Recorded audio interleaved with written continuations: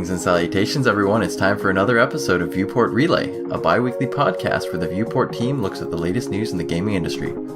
As always, I'm your host, Albert Corson, joined by Tristan Jung. Hello. And Alex Nestor. Hey. Guys, we are in the wake of E3. Can you feel it? Do you feel the wake? Do you feel water? I feel hitting woke. your feet? It feels so weird. It feels like just yesterday that E3 happened, and now it's already happening again. It's gamer Christmas, all right? It's the best time of the year. Although, you know, they're talking about scaling it down and yeah, there's some weird tidings this year. Sony's not showing up, right? Yeah, yep, exactly. Sony's they're not doing their showing own event. Nintendo's always kind of doing their own thing. Sony at least it's decided during E3. to hold it in an actual church this time. Mm-hmm. Oh no. That probably the weirdest E3 thing to ever happen was that venue switch. Yeah, I hope Sony learned from that one. All right, guys, get out of here. Let's leave. Is it over? We were like, is it over? And I was like, nope. They learned by not having a conference this year. That's how drastic it was. That's true. They're like, you know how we can stop this? Just don't do it. Mm-hmm. It's solved. But it's okay, because Devolver Digital has confirmed they will be having an E3 press conference, so the lore continues. It's episode 26. 27. No. You know, 26 plus 1. I start at 0, Tristan, alright? So, episode 26 is actually episode 27. Either way, do I even want to ask the question what you've been playing? Do I know what you've been playing? You know what? No. Tristan, what have you been playing? Well, as you know, I have been playing some Final Fantasy XIV, although God. I've been getting But wait.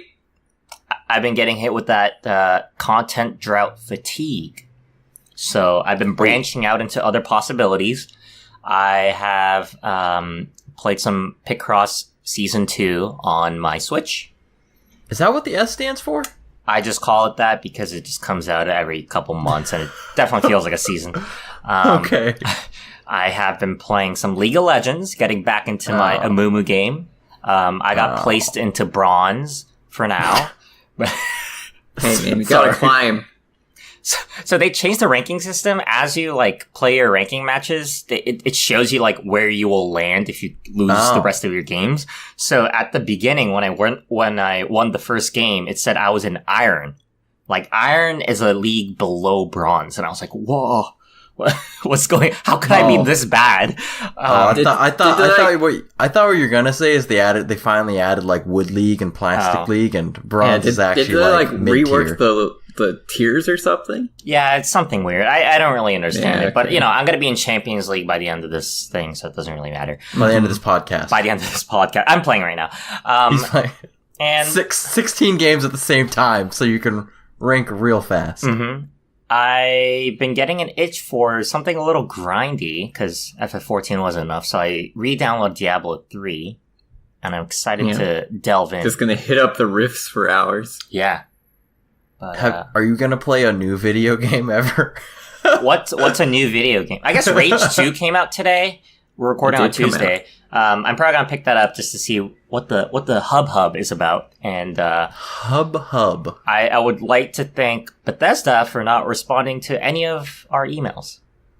They heard what we've been saying about Todd. Okay, You know, they know. I'm kind of okay they didn't, because they'd probably dox us somehow anyways. So I mean, it's a give and take. I will say that Kotaku has said that Bethesda doesn't do review copies for places they don't like. So Kotaku hasn't gotten a game from Bethesda for over 5 years, they said. Oh. Well, why does Bethesda not like us? We haven't done anything yet. No, I guess you're right. We do shit talk, Tim. Tristan, what was your Fallout 76 score? They should love us. We actually finished the game. Oh, okay. Loyal fans. Mm-hmm. All right. We'll do a quick one. Alex, what have you been playing? Are you playing anything different? That's the new opener. All right. Been playing anything different? Things that were different. I delved actually quite a bit back into Battlefield 5. over the past few weeks. You probably knew that. We played together. What? We did. I see you on all the time now. I'm like surprised. I'm like, oh, Alex is on. Yeah, I was just getting the itch to play it, and you're always in full servers though, so I never wait to join your server. I always want to join the ones that only have a couple slots open, and yeah, I've just been having a good time. There's been quite a few guns added in the recent, I guess, like weekly updates, and there's some cool new like carbines and stuff, giving medics longer range options. Recon's got a shorter range carbine going on, and you know. There's rumors that, well, not really rumors at this point, but strong indications that we'll be getting the Japanese Pacific Theater, which I'm pretty excited for. Are we going to see a trailer for that at E3 from EA? Is EA coming to E3? Yes. Yeah, definitely. They will. They're showing FIFA. They're showing off, people were talking about what games they're showing off. So they got, like, their sports games. They've got Fallen Order, right? Jedi Fallen Order. Mm-hmm. They've pretty got, excited. If they want to show it off, the Command and Conquer remaster that they're doing. So, not Rivals. Not Rivals, please. The shadow drop at E3. Just let Command and Conquer die if it's more Rivals. No, I think they'll show off DICE's game. It just would seem weird if EA just kind of shafted them. Bad Company 3. Yeah, I don't know. I don't think it's this year. I don't think it's this year. I don't think so. I think they need to repair Battlefield 5 some more. Yeah, that's been the main thing I've been playing. That's good. I was playing Assassin's Creed Origins a lot. Yeah, I literally every hour. Mm-hmm. Well, yesterday was weird, or 2 days ago, because I had it open and I had to go do stuff, but I left it open. But you know, it's pretty good, but once you play like 25 hours, I am a completionist when it comes to Assassin's Creed game. I need to do everything on the map, and once you kind of get like 25 hours into it, and you're like only 60% done with everything, like you just kind of start skipping all the dialogue on the quests and just like spamming the spacebar to skip the lines. Just trying to beat the quests as fast as you can because the stories aren't that interesting on the quests. So yeah, especially in an Ubisoft game when so much of it is just running around collecting random baubles everywhere. Yeah, and it's really fun. I like it. They've definitely switched it up a lot from the other ones. So yeah, it's a bit more of an RPG, right? Exactly. Mm-hmm. Although the funniest one is the arrow that you can aim with the mouse, and it's super OP. Oh, right, yeah. But I was watching so I'm playing Origins, right? And I was watching some Odyssey gameplay, and it looks like, because they took a 2-year gap when they made Odyssey from, or when they made Origins, sorry, and they released Odyssey after 1 year.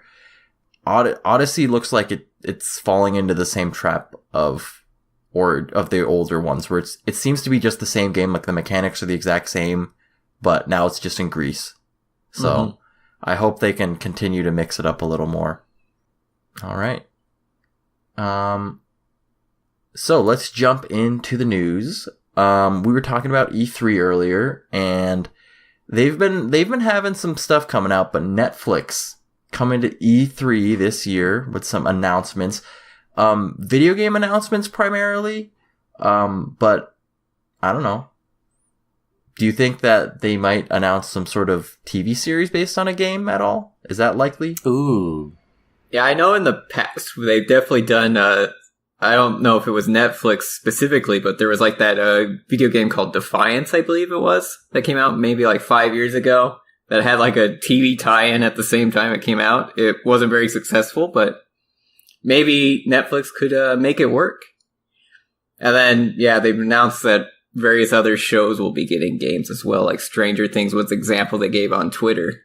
Well, that one's already had a game, right? A couple of them, I think. Yeah. Have any of you played those, like the Stranger Things, or they had that Black Mirror interactive game thingamajig? Bandersnatch. That's what it's called. Yeah. Oh, okay. Yeah, I definitely watched it. It was a lot of fun. I was actually thinking they would go more in that direction because Minecraft Story Mode is also on Netflix. So what's oh, the interactive thing. Mm-hmm. Yeah. The one from Telltale, right? So yeah. I was imagining they would be, doubling down in that direction rather than making an adaptation or something like that. Because I feel like E3 is something where they announce like interactable content rather than just movies and stuff like that. Yeah. What if they showed off a trailer for the new Witcher series that they're doing with Superman? I feel like Henry Cavill was a bad choice for that, just because he's known to be Superman. Yeah, it's the face to me. He looks too young, I guess, not grizzled enough. I mean, yeah, he's perfect. His jawline is too good to be Geralt of Rivia. But we digress. But yeah, why is Netflix here is my question. I mean, why are they moving into this video game space so much? And is it just because E3 is like the game thing of the year that they're like, oh right, we have game things, let's go to the game thing? Partly, yeah. And I think another part's just, they're kind of tapping into that market of just kind of those more casual gamers that also watch a lot of TV shows. So, this will appeal to them. The average millennial. Yeah, you'll have like your interactive TV show, the continuing adventures, the side stories. It's like what TV was supposed to be, where it's like choose your own adventure, but now it's just done actually good. Or you know what? It's probably like E3 is like, oh no, Sony's not coming this year. Everyone's pulling out. We just need some content. Netflix, can you help us out? That honestly might be a little bit. Yeah. Yeah, definitely. Do you see other, I don't know how to put it, like television production companies? By that I mean like Disney. HBO, Hulu, maybe Hulu. Disney. Well, Disney already makes games, so I mean they're already in the gaming sector. But like I was thinking like HBO or Hulu. Do you think they would ever move into the space? Because we talked about it a couple podcasts ago about like the quote the war for screen time, right? Like obviously Netflix is the biggest, I think, of all those other two or three companies, I guess, include Netflix. So do they just sort of have the capital to sort of move into that space? Or is it just they're not interested? I can see the motivation as to why they would want to do that, but I don't think they have the expertise. Like, it's like a completely different industry, and I'm not sure what they would do. Like, are they going to make a console? Are they going to make games? Like, I don't see the right fit there. Yeah, I agree. All right, so moving away from E3, because, it's looming in the distance, but it's not here yet. We're going to talk a little bit about, so PlayStation had their State of Play. We'll talk about the first one, the first thing that happened. So it started out with a Monster Hunter World Iceborne expansion video. Woo! Yeah. Woo! All right. Who's ready to fight some monsters again? Oh, it's looking good. I'm ready for this expansion. I'm emotionally ready. I'm emotionally ready. I'm not physically ready because I still have not ranked up my PC version yet. I'm still stuck in low rank or like the beginning of high rank. How are you going to handle G rank? I have 6 months.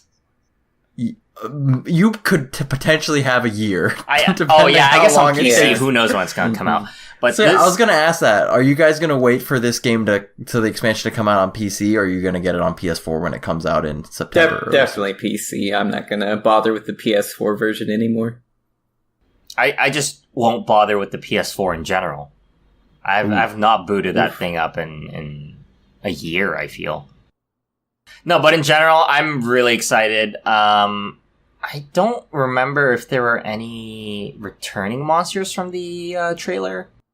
There was one. There was the fish.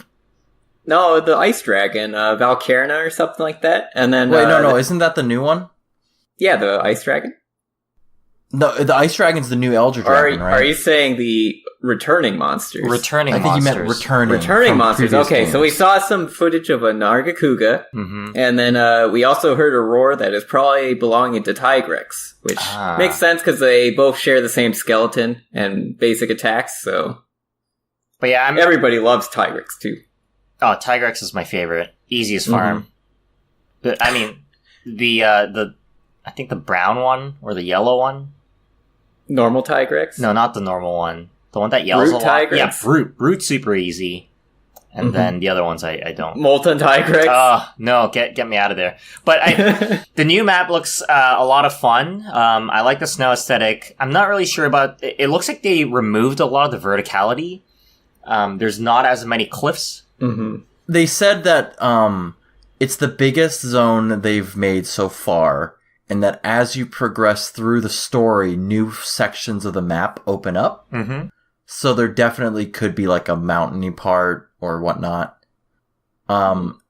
They did say that, and this is a heads up for you, Tristan, that all the new content will have to be after the story in the first game. So you need to beat high rank in order to unlock this stuff. And I think it starts at master rank or G rank, the new content. So. Wow, that's actually a pretty big barrier to entry. Mm-hmm. Yeah. I don't know if it's just the new monsters that you need to be master rank for. I don't know if the returning, like, because we saw, I don't know, what was the name of the first returning monster? The one that looks like a vampire? Nargacuga. Yeah, Nargacuga. That one was in the Ancient Forest, right? So I don't know if you'll have to be in, like, if like you go back to the original world, like through the campaign and you find the new monster there. I assume that's what they're going to do, right? New monsters have shown up in the blah, blah, blah. So yeah, for master rank, like Basil Goose and stuff shows up in the forest and things like that in high rank. Yeah. So they'll do something like that, I imagine. Yeah. Let's talk about the coolest thing. We got the Clutch Claw, which is the claw that lets you grip onto monsters' faces and combo off of them. Mm-hmm. Yeah, it sounds incredibly overpowered for certain weapons like dual blades. I can only imagine some of the stuff you can pull off with it right now. Yeah, they were showing some dual blades footage and it looks kind of broken. And greatsword, like some of the stuff looked kind of broken. Yeah, and they showed off just a few animations of a couple new attacks that each one has. Like greatsword has the power sling ability where you can basically charge up the slingshot and do a very strong shot. Which I think is pretty cool because, I felt the slingshot was a little bit underutilized during most gameplay. So the craziest one is you can shoot it at any time now, pretty much. Your slingshot, so you can flash pod like even because used to it was only if you're sword and shield, right? You could shoot your pod while having your weapon out, but now it's every class can shoot their pod, which is gonna be interesting because I'm gonna be amused how the animations look for like if you're carrying a giant heavy bowgun and you just one hand it for like a second as you shoot a flash pod out or something. Use your mouth to pull back the slingshot. Exactly. So, I don't know. I think another thing is the Palico ability that revives you when you die. I think that one will be most... With the jelly? That was weird. Yeah, what was that? I don't know. Whatever it is, I love it because I think that is the one I will use the most. You're gonna love it, and then you're gonna find out that it's gonna be like Battlefield, where you get revived, and then Nergigante does a dive bomb right as you get up, and you get two carts instead of just going back. Oh to the start. No! Yeah. Random question: do you think that they would ever sneak in a new weapon during an expansion like this, or is that something more off limits / reserved for new games entirely? Yeah, I don't know. It's hard to say because it hasn't been done before, but this is World, so it's kind of a new thing for them in general. Yeah, exactly. I definitely welcome if they bring something back like the Tonfa or something, but I don't expect it to happen. Can they bring another musical instrument and just have like a trombone instrument where you just like, or a tuba or something? We need the full band to get together. Exactly. We need to buff each other with 4 different instruments. Mm-hmm. And just hit monsters' heads until they die. Exactly. Alrighty, we're hyped. But you know what we're more hyped about? This next thing. Guys, we saw Final Fantasy VII footage. It's here. It's out. Nomura's alive, I think. Is he alive? Maybe. No one's seen picture footage of him yet. Maybe at E3 we'll see him. We only saw footage of the game, so... Have anyone seen Nomura and Sakurai in the same place? And Kojima? Oh no. Oh no. Oh no. This is why the games take so long. It's actually the same man, and he's making Death Stranding, Final Fantasy VII, and Kingdom Hearts 3 all at the same time. And Smash Bros. He's talented. He's talented. Anyways, so one thing that I actually didn't realize when they announced it apparently 2 years ago was that this game is going to be episodic. Mm-hmm. Which I didn't know of. And based off of that, and sort of the refresher and gameplay footage, do you think that this game will actually be out in the next year? No. Absolutely not. Every single preview we've seen of this game has been in the first part of Midgar, in the prologue, basically. They've shown nothing else. It's like ground zeros for MGS5. See, I think this is this going to turn into a... So I'm rumoring right now, right? Rumoring. Maybe not, maybe rumor is not the right verb. That's not even a verb, but I'm predicting, there we go, that this game will launch simultaneously with the PS5. But it's going to be weird because it's going to be like a Breath of the Wild situation, right? Where it came out on Wii U and Switch at the same time. But it'll be even weirder because I feel like it's going to be a lot more performant on the PS5 than the PS4, if that's true. Mm-hmm. So that's my rumor, is that if the PS5 is coming winter next year, right? Like, it would do better for them to release this game before the PS5 comes out. Therefore, you don't get the discrepancy of everyone like, it plays like crap on PS4. And obviously just, that might be like good marketing for like, you should buy the PS5 to play this game at its best. But at the same time, if it's anything like how Nintendo does consoles, like when a new console is really good when it launches, like you can't find that thing in stores. And that's frustrating, I think. I think it's going to be even weirder than that. Like, Final Fantasy VII Episode 1 will come out on PS5, and now and then they don't release the rest on PS4 or something. I don't know. It's a weird situation that they're going to be in. Guys, let's be real here. It's Final Fantasy VII Part 2 comes out on PS6, okay? They're playing the long con. But, like, to be honest, this trailer means nothing to me, because we have seen gameplay trailer before. We have been in this situation before. Mm-hmm. Well, this is the first time that they've shown gameplay since the first one came out, and then about a couple months later, they said we've changed the game a lot from the initial trailer. And then we saw this one, I think and the first one was more of like an engine show off, right? Not really like a gameplay. This one seemed a little more gameplay. There was definitely gameplay in the very first trailer. I don't feel like there was as much. It was so long ago. It was 5 years ago. Or no, 4 years ago? 4 years ago. I mean, all I know is that they've really stepped up their water physics when you look at the sweat on Cloud's face. Mm-hmm. Ooh. Yeah. Looks pretty real. I actually think the character modeling and the shading in general actually looks really good. It's like a modified form of the Final Fantasy 15 engine, and it just looks really good, but the combat is the real detractor for me so far still.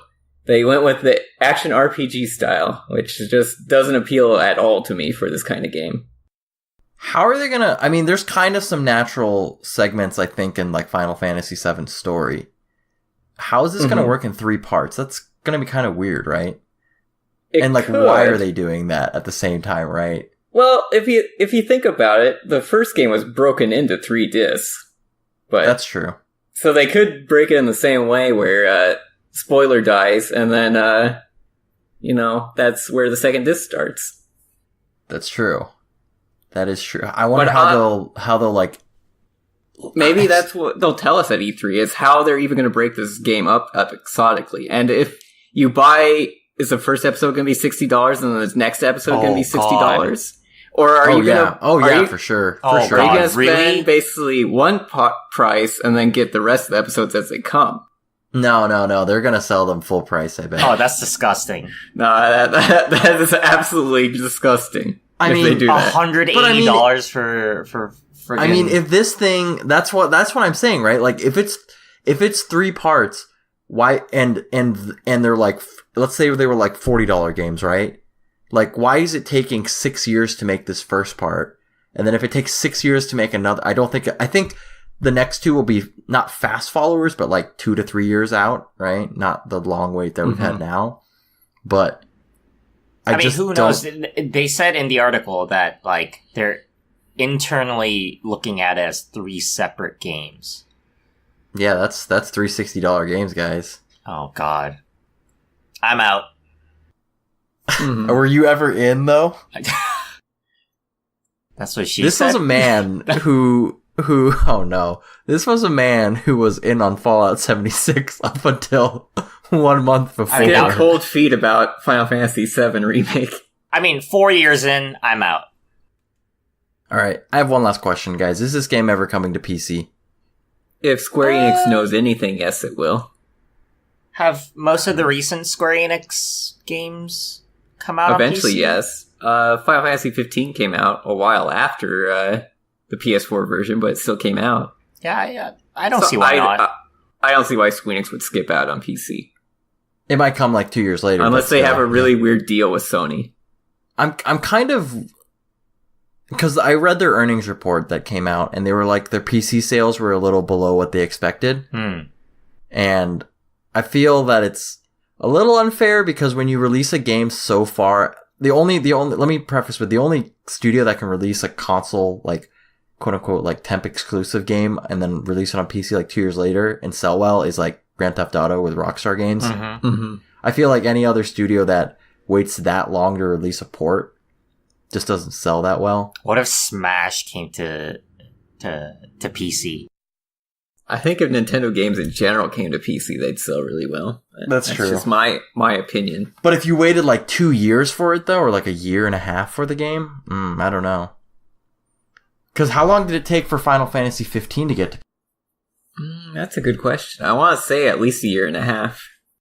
Yeah, it was about a year and a half. Yeah, it was about a year. So it came out on PS4 and Xbox November 29th, 2016, and came out on Windows March 6, 2018. So that's a long time. But yeah, if it came to PC, I'd probably want to wait because I'll be honest right now, I didn't like at all how I got Final Fantasy 15 when I got my PS4 Pro, and I didn't like how it ran. I was just saying I didn't like how it ran at all, even on the Pro. And so I got it on sale on the Steam sale for like $30, and it plays so much better on the PC. All right. Any last words? Wake me up when it comes out. I guess I'll never wake up. You're never gonna wake. Can't wake up. Tristan's like, please don't cancel this. All right. So, Mr. Trump's favorite country, China. PC Gamer has an article that said that there will soon be more PC gamers in China than the total population of the United States. And then a quote from a while ago from the CEO of Nintendo where they said that the reality is that the Chinese market is almost all mobile and PC games. So I think we talked about this a little before, but I want to touch back on it just due to like, obviously companies want to make the most money that they can. And whether or not that such a large market in China exists, but that we don't see a lot of companies pushing towards PC and mobile. PC? What do you mean? What do you mean companies don't? Like the big three don't? Like I would say Microsoft is the biggest pusher towards PC, right? With their Play Anywhere initiative. And Nintendo has kind of pushed towards the mobile, right? But obviously you're not going to see a Nintendo game on PC. But why hasn't like Sony or Microsoft pushed towards like mobile? And Sony had their time. They tried. Or the question as well is like why aren't they, right? Like if you have such a huge open market area in China, is it just that like maybe that I don't know if saturation is the right word, but there's a lot of Chinese mobile app developers or in Asian in Asia in general, right? That those aren't really the games that they make. Is that a reason? Like they don't really make those sort of money grabby, microtransaction-y games unless your name is EA. Sorry, I'm trying to unpack everything. You can unpack all you need. I don't know. My take is that like Sony and Nintendo don't, because the PC market is very different from your traditional console hardware and software, right? Like that is something that took years and years for Sony and Nintendo to really figure out. And I feel like PC is completely different from that. Like, you see the marketplace wars that are going on with Epic Games and Steam right now.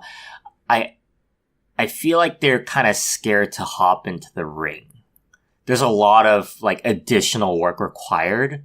And my take is that they're betting on China to embrace the console market rather than them entering a market that they don't really understand. Yeah, I think with studios like Sony, they could like quote unquote put their toes in the water, right? Like dip their toes in the water by just trying to maybe port a game, but at the same time, right, I don't have sales statistics on how well Western games sell in China, right? So if that's obviously like a big strong suit of PlayStation is having that exclusivity on that console. Yeah. And if you're going to put it out on PC, are you going to gain from Chinese gamers in what you lost from Western gamers that instead of buying your console or whatever, right? Instead of just buying it on PC there. Yep, that's true. I had another thing in that those games are popular, but the way that they're marketed in terms of microtransactions is truly the moneymaker, right, for games. So as long as they replicate that microtransaction sort of strategy, then they've already kind of taken what they need sort of from those types of games out east. Obviously, we're not going to see Nintendo or, I mean, especially like first party games from like PlayStation and Microsoft not go that microtransaction strategy, but Western developers in general, like free-to-play games, right? That's sort of blown up over the past, I don't know, 10 years? Yeah, decade or so, yeah. Yeah. So, yeah.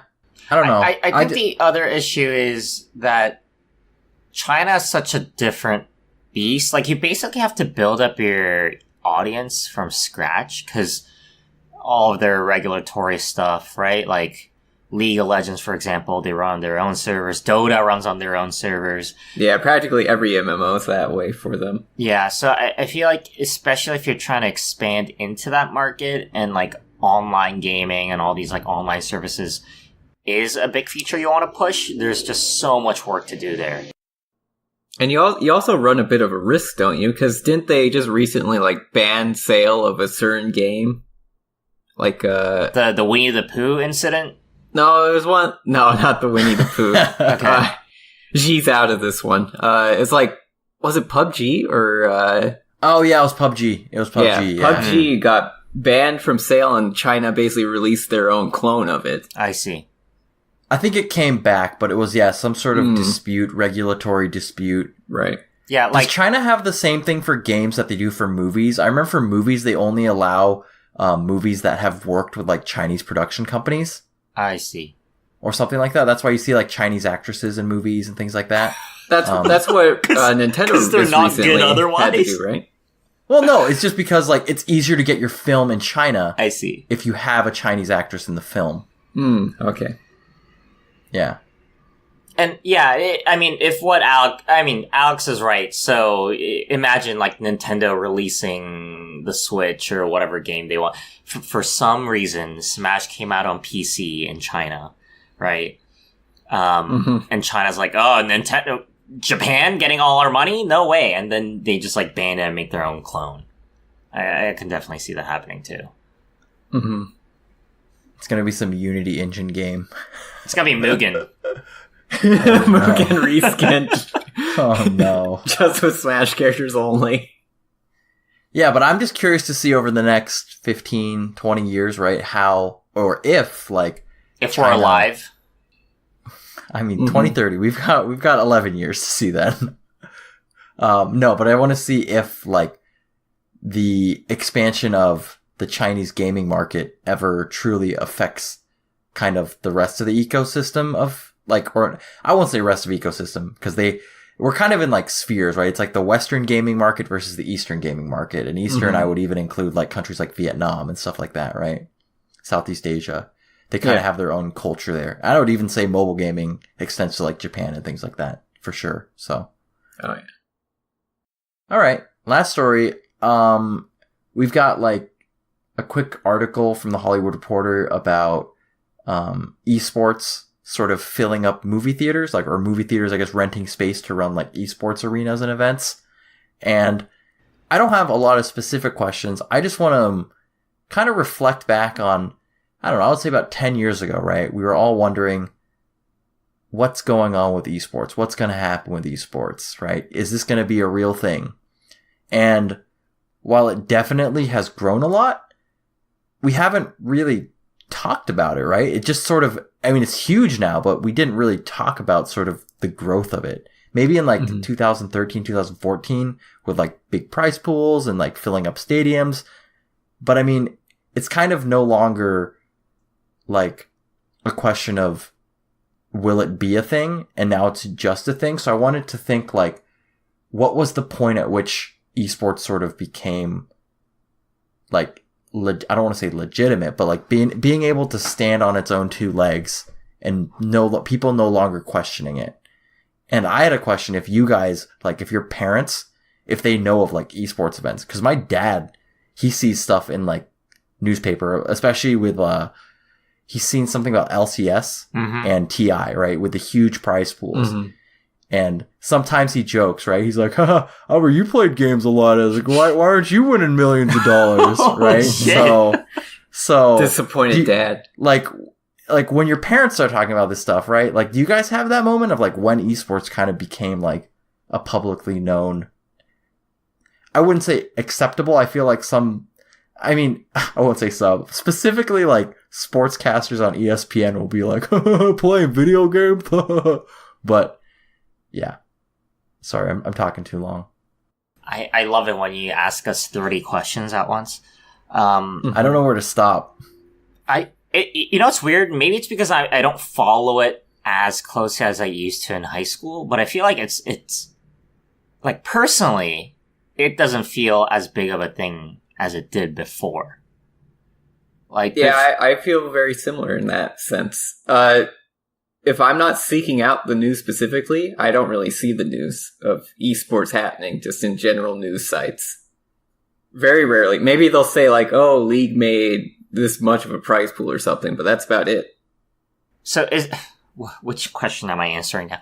I have to remember one. Is it big? Yes, I agree. I think numbers-wise, data-wise, it's bigger than Hollywood. That's what they always say.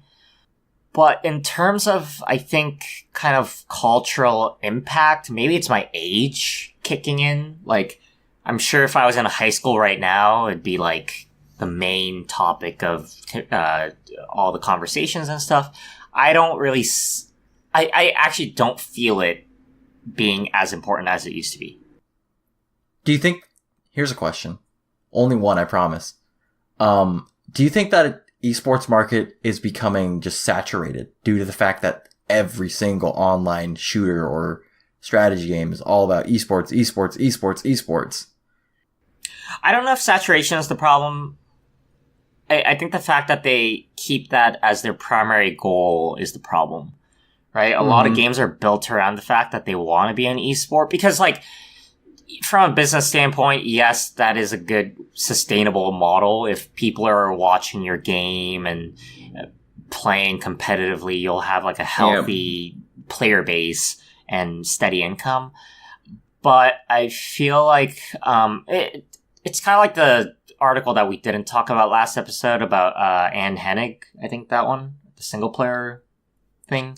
Yes. I feel like a lot of the games aren't really catering to the gamers. And I'm sure we talked about this like half a year ago as well. And a lot of the companies are just optimizing purely for like the short-term profit that it can gain, right? Like, hey, let's just launch Lawbreakers. I'm so sorry. Let's just launch Lawbreakers and try to replicate what TI did for Dota. I think it's less saturation because I'm sure if a good game came along, they'd be able to kick out whatever the top games are right now. And it's more about the development of the game itself. I could see that. But I was thinking more of, obviously you can be a fan of more than one game at a time, right? Mm-hmm. But there's only one NBA, right? There's only one NFL. There's only one Major League MLB. Why did I say the whole name for that one?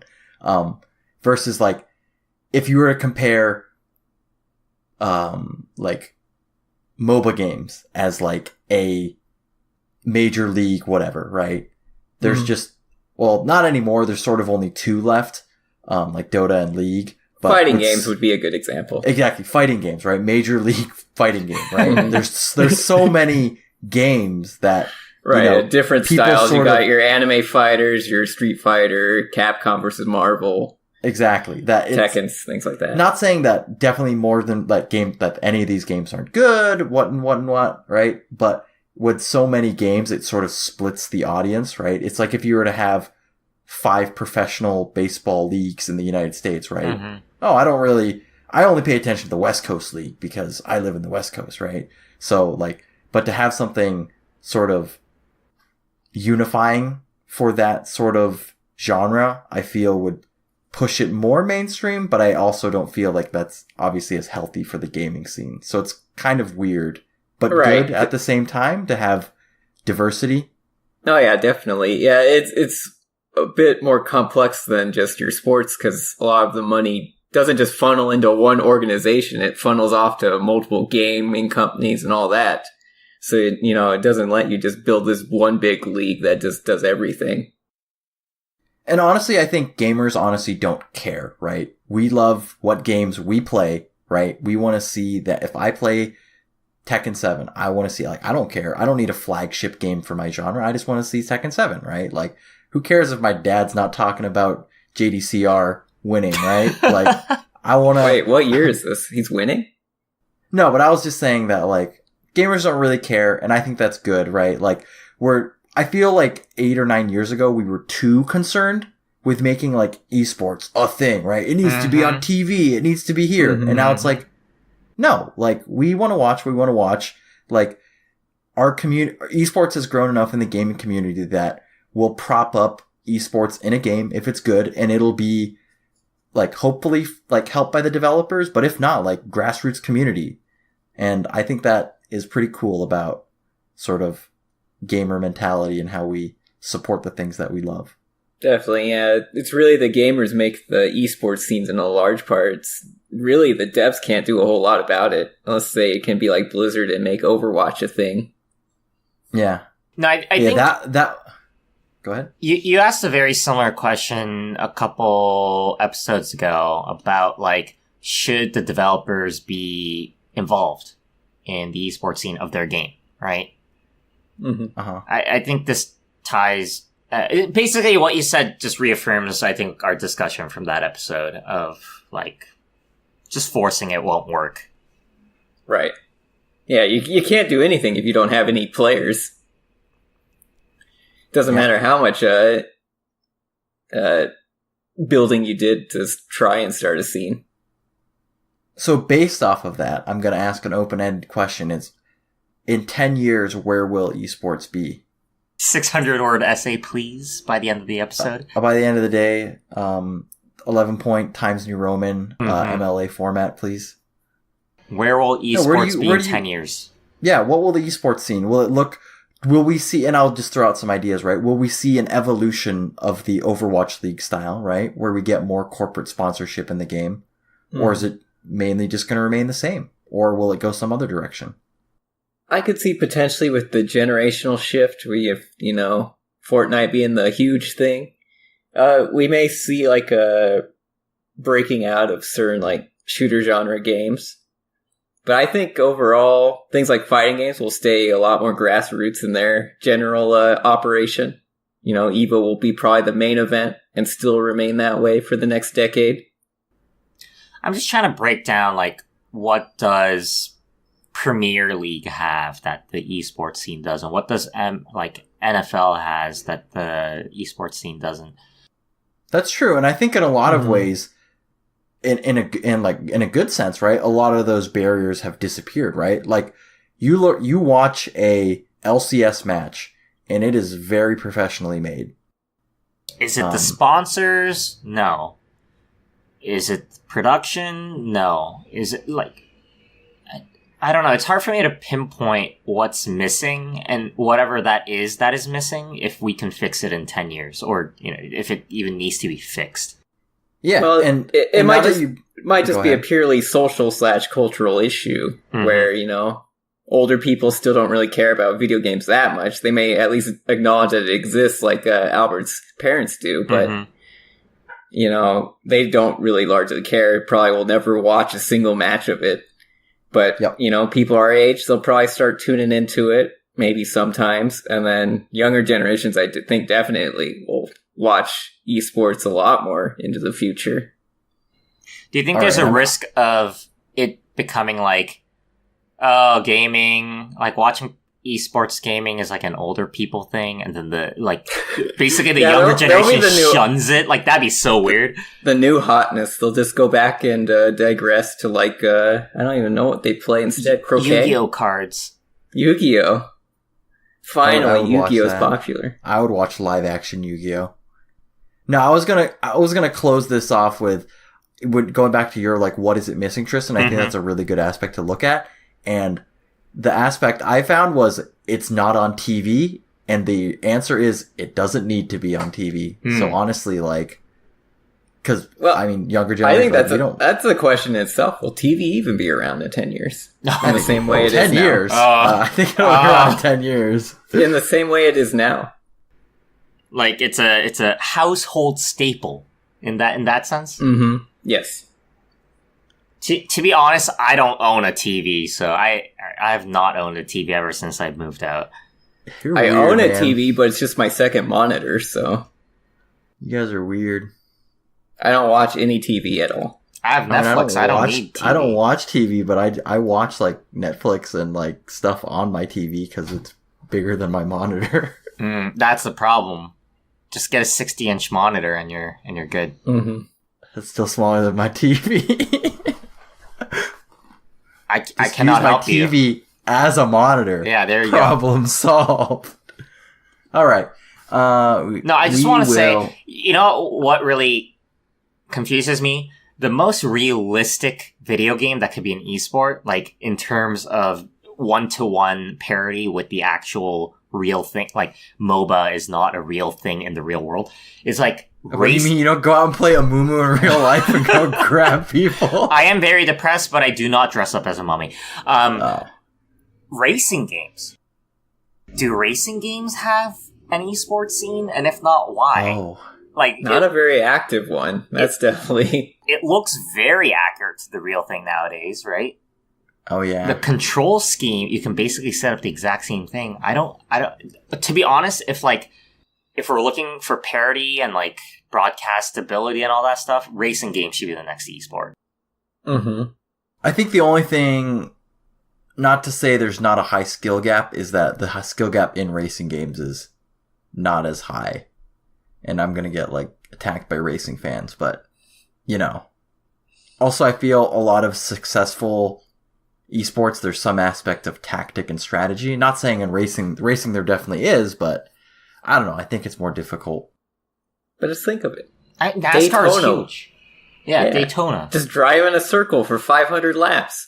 Here's the real answer, Tristan. Because people in real life only watch racing because there's crashes, and there's no crashes in the video game. Well, there'd be crashes still. You can play the burnout version. But no one would die. That would be the major advantage. Oh, gosh. Unless it was, like, super realistic VR. I guess it's like baseball. Like, nobody goes to a baseball game to watch the game. They're just there to drink beer. Yeah, and then you catch a home run and clap, and then you start talking with your friends and drinking beer more. Mm-hmm. Yeah. Then at the 7th inning, you just start stretching. Yeah.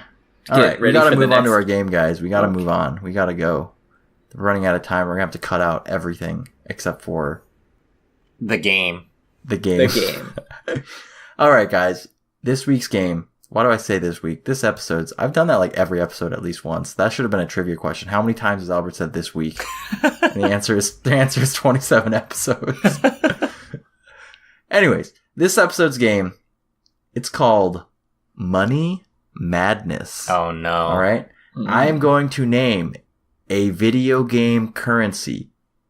and you have to name the series or video game that currency comes from, all right? Okay. I like this game. It sounds fun. Yeah, I do.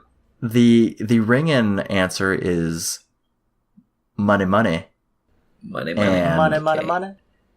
You can say it as many times as you want. Mm-hmm. I will say it. Well, hard cap on 10 times. Let's put that there just in case. I'll try to resist.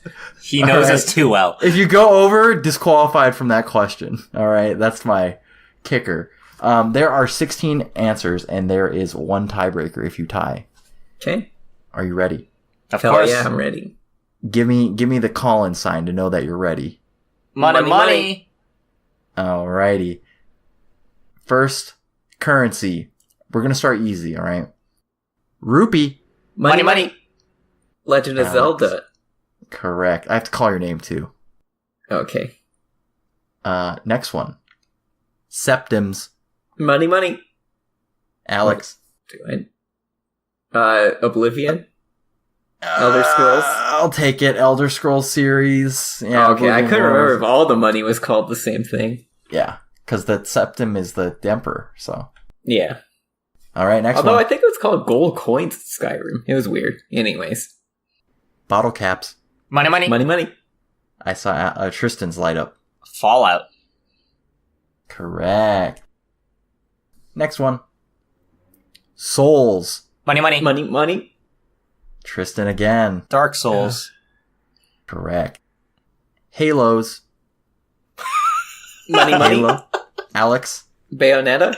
Correct. I was gonna say a Halo series as a joke. I was thinking Halo at first too. I was like, wait, you don't have a currency.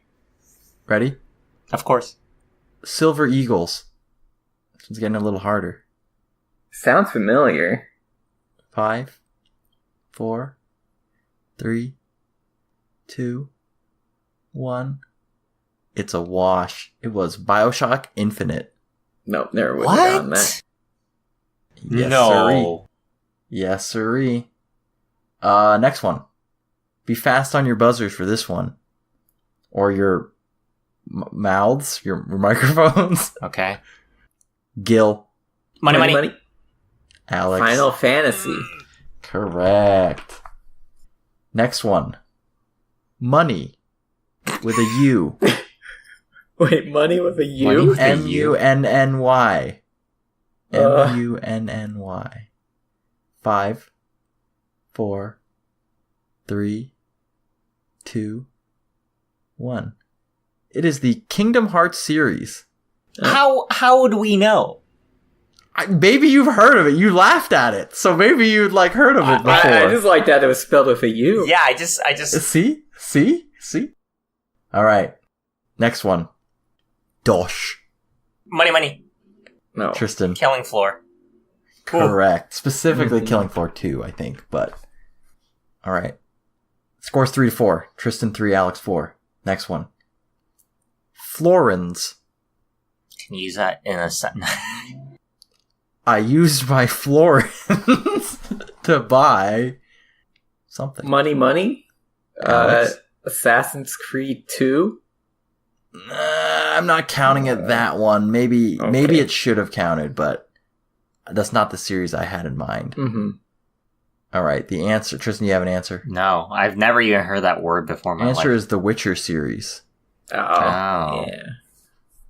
All right, next one. Simoleons. Money. Haha. Tristan. The Sims. Yes. This next one's a little vague, so I'll accept a wide range of answers. Dollars. Zenny. Money. Monster Hunter. All right. Can you name another one? I'm not going to give you any more points for it. Another one that uses Zenny? Well, I know another Capcom game does, Sengoku Basara. Yep, it's actually the Capcom Universal currency. So wow. Dragon Ball Fighter Z and Street Fighter 5 over here. Also use Zenny. All right. I thought it was called Fight Money, but okay. The CU, the Capcom Universe. Yeah, exactly. Capcom Extended Universe. All right. If Alex wins this, he clutches it. But here we go. I'm clutching. Red orbs. Money. Wait, red orbs. Oh yeah. Devil May Cry. Correct. we'll do this next one just for fun. Bolts. Money. Lego Star Wars. No. That's like coins. That's blocks. That's blocks or something. No, you collect bolts. Oh, money. Ratchet and Clank. Correct. The other answer I would have accepted was Mega Man. Really? Mega Man has money in it? It was Mega Man 3, I think. I looked it up just to make sure. Yeah. Interesting. Okay, I can't remember that. We'll do the tiebreaker. Just Alex won, by the way. Congratulations, Alex. Yeah. Yeah. But I'm just doing a victory lap. We got rings. Money. That was a complete tie. All right, we have to say it at the same time. Meow. You should have said money 3 times. Then that would have gotten you it. All right. Did that count? Yes. Okay. I count it. Yes. Congratulations. Sonic is the right answer. All right. Congratulations, Alex. You've won by 1 point. You are the winner of this episode. Nice. What was this game called, by the way? Money Madness. Money Madness. Oh, Money Madness. Okay. All right.